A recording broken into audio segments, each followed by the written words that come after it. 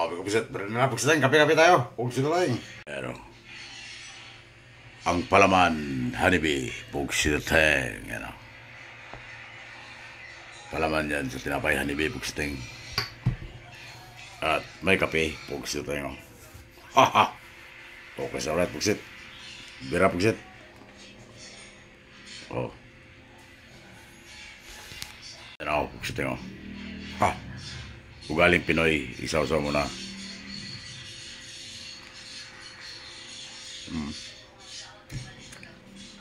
Sarap.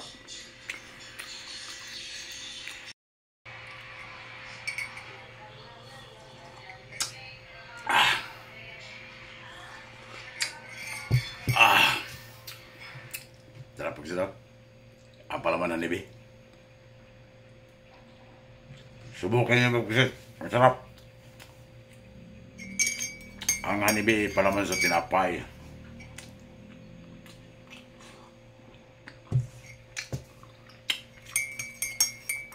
Ang init. Pugsi na tayo. Kailangan pugsi tayo. Manamis-tamis pugsi tayo. Tinapay na palaman ng mga hanibi.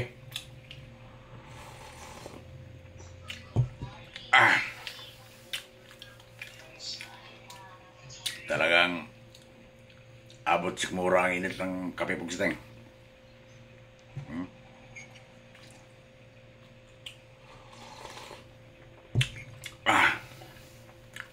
Maganda pag mainit na mainit Pugsit ka na ba?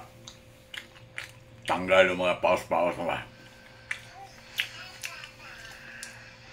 Ikaw Pugsit, pag masama ang pakiramdam ko, pag masama na ang lalamunan nyo, mag-init lang kayo ng tubig, yun lang inumin nyo. Ibig sabihin, papunta na sa trangkaso yan. Pagka ganyan. Pati kape, mainit. Higupin mo yan. Yung ramdam mo talaga sa lamunan mo, ang init na mainit.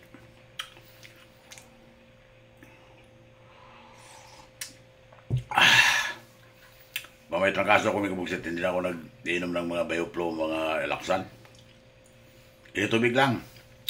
Pinakamainit, higupin mo lang unti-unti para di ka mapasok. Yung ramdam mo talaga sa mukha mo, tsaka paglunok mo na mainit. Labas ang init ang katawan mo dyan. Ang inumin ko lang na gamot, yung Newsip para sa sipon sa kaubo. Pero sa lagnat, hindi ako nag-inom ng gamot. Pugsiteng, tubig init lang.